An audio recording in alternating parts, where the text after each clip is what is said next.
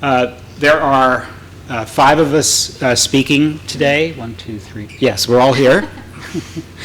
And you know, the usual panel session at SSP is 5 people talking about the same topic, but talking about it in different ways. We're actually one panel. This group has been working together now for, I think, 6 months to put together a way of moving manuscripts around our ecosystem. So that's what our topic is. And we've just divided the topic among us. I'm going to talk about why did we do this, what's the problem we think we're going to solve, what are the use cases that are close in. Joel and Sally, who are next to my right, are going to talk about how we've divided up the work. And then Chris and Helen are going to talk about how essentially we're going to do this and then involve others in the community. I probably should comment. So the people who are here on this panel with me are almost all the people who've been working on it. We have a few more colleagues who aren't at SSP. But we represent the major manuscript system vendors in the industry, plus some of us are also platform providers, and some of us are also publishers. So it's a sort of cross-industry working group. So let's talk about the problem that we saw that allowed us to get started on this. I've really highlighted 4 major problems. You could probably write a dozen. Almost any one of them would be enough to say the industry players should get together and work on this. Key that really motivated all of us is authors being irritated at the time it takes, the frustration it takes to submit and then resubmit and then resubmit a manuscript as they have to go from system to system to system. And you can see that in surveys of authors that they're really irritated at the effort and the redo to input the same information over and over again.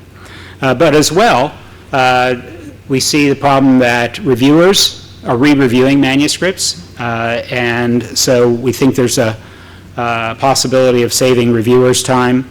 There are now, with preprint servers being visible in life sciences, there's now publication flows that involve something in a preprint server and more or less the same thing moving on to a journal system, and we thought that the ability to move that information without author intervention other than, yes, it's okay, is now almost necessary. And then a very practical problem for those of us on the panel is that we every time we had to work across systems, we had to invent some new process to do this. There's a lot of pairwise work, and we were saying if we came up with a common approach to moving manuscripts, it would solve all the above use cases and some others to boot. And all we had to do was have a bunch of competitors collaborate. So the group of us working together, Highwire, Aries with editorial manager, eJournal Press with EJ Press, Clarivate's Scholar One, and PLOS, which is not only a publisher, but also is developing a system called Aperta. And I'll go into the principles behind our work in about a minute, but what we wanted to do is develop a common approach, not a single database for all manuscripts. We thought that's not likely to be something that's going to be acceptable to many people, so that was not our first idea. We also aren't developing software. It's essentially best practices is our target. And that we would recommend these best practices, and then we, as the major vendors for manuscript systems, would implement those best practices. But we know that there are many people not represented on this group who would want to use those best practices, and so it's absolutely essential We think that we take an approach of pre-competitive, non-proprietary, a CC BY license approach to what we are doing, which means in this context that anyone can use it or change it without paying anybody a fee. All we ask is that you document when and how you change it. We then hope for wide adoption, and Helen will close the session by talking about what our plans are to encourage wide adoption.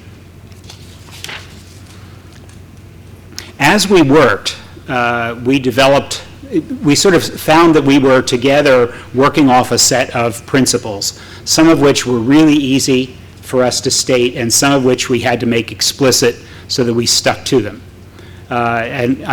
All working groups must go through this kind of thing. First of all, we were not trying to set rules on what information had to move. What we were trying to do was say how the information would move that the journals and the authors agreed should move. In other words, it wasn't going to be a requirement of this best practices that reviews had to be copied across systems. That would be up to the standards of the community, the individuals, and the journals involved.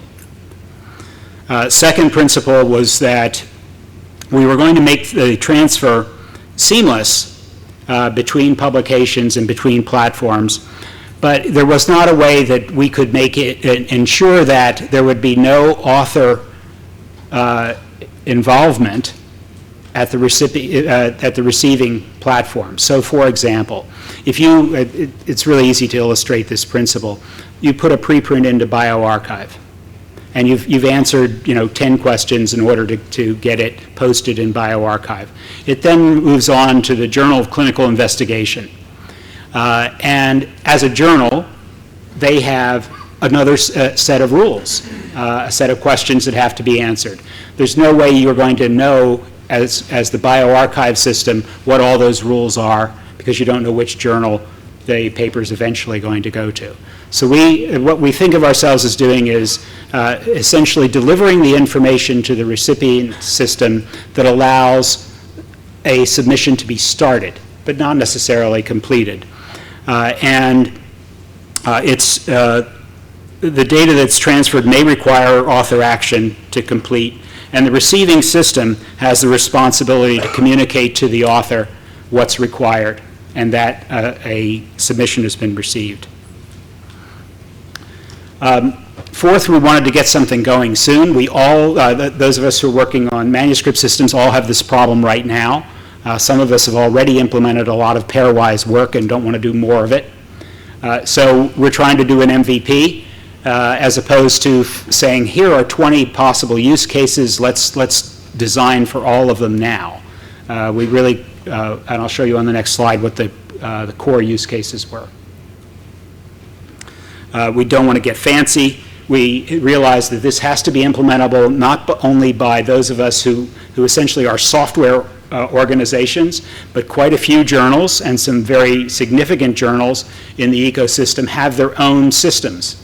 And they need to be able to implement this for their own systems as well. So we needed to keep it within good design boundaries. And then finally, we just want to repeat that we're not building a central service. There's no common place where there's a single, where all manuscripts flow into.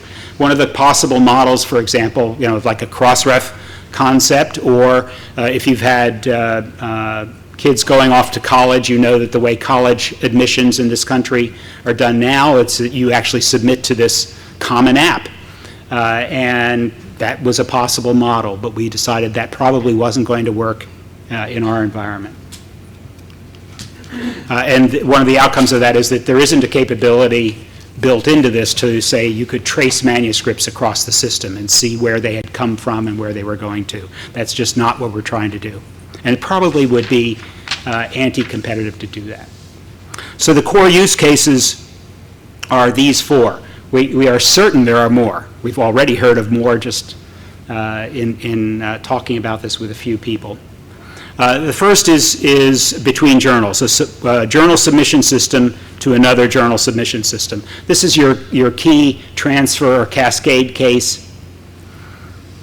The second is preprint use case, where a manuscript has been deposited or posted in a preprint system, and now it's time for it to move on to a journal to be peer reviewed. Or the reverse.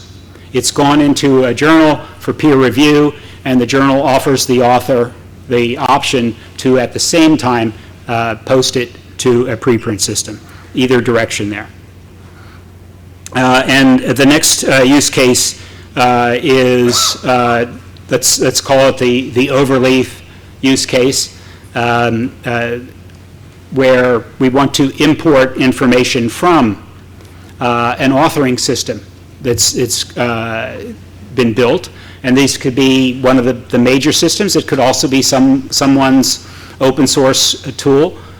We want those to be able to flow into preprint servers and journal submission systems using this, so that we don't, all of us who are running submission systems don't essentially have to build for every different authoring tool a new set of software. And then a secondary case is essentially exporting from our systems. This could be to production systems, to be able to send manuscripts from, say, a Highwire out to a composition vendor and receive them back. From a hosting system to PubMed Central, out to an institutional repository. All of these are also possible use cases, but we've labeled them secondary. In other words, we want to have them in mind as we're working, but not necessarily build our first implementation around those. So with that,